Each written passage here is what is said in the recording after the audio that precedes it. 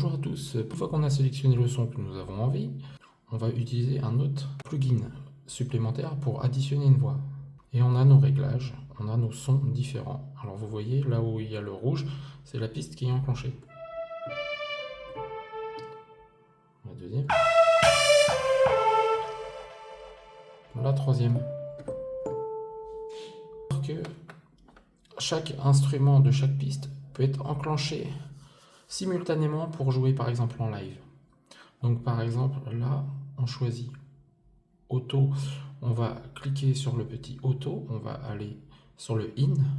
Quand on dit in, c'est tous les sons qui sont appuyés sur les touches sont joués et entendus. Donc sur la première piste, la deuxième piste et la troisième piste. Donc normalement je dois avoir les trois sons en même temps.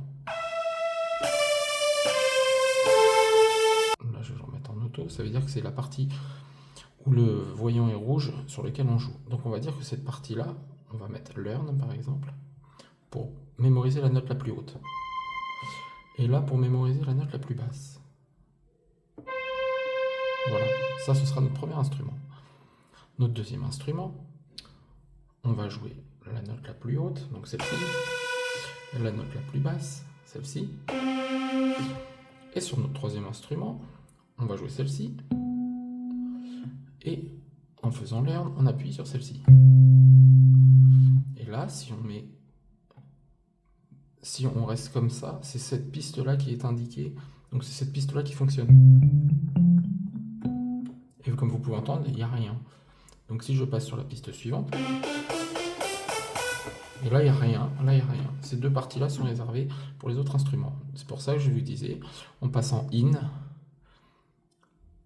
Voilà, on passe en in sur les trois. Et là vous pouvez